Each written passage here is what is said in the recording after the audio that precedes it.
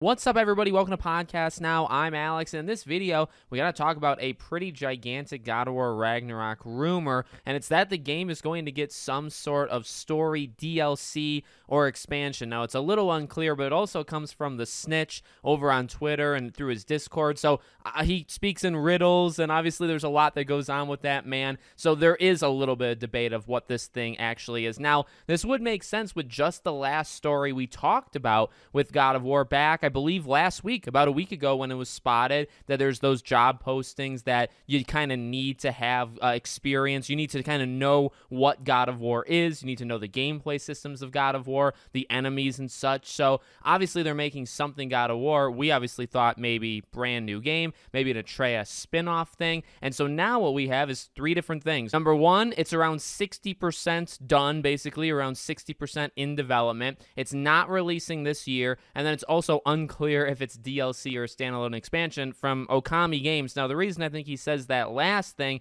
is when you go on the Snitch's Twitter, he says Project God of War Ragnarok DLC is on the way. Here we go. But again, that's kind of receiving some backlash because a lot of people don't believe it's going to be DLC. It's going to be maybe a Miles Morales, which we literally talked about, right? If you made an Atreus spin-off game, I think you kind of blatantly steal the blueprint that Miles Morales did. It's a 5 to 10 hour thing. It's less things in it, but you get to do something slightly different. You could reconnect them at the end of it to then go on forward, I guess, with the next God of War game. You could title it something slightly different, right? That's personally what I think it's going to be. It could be DLC. It could be an Icky Island thing. I mean, obviously, that took a while to come out, and that was a pretty sizable thing with DLC. We just talked about a rumor that Spider-Man is basically, in fact, it's not even really a rumor. I think it will happen. Spider-Man 2 is either going to get some sort of spin-off thing or DLC in 2024. So there's obviously a theme here that because these games take 4 or 5 years to happen, let's do something small like a year or two after to kind of bridge the gap. And then, you don't have to wait as long, right? If this thing comes out,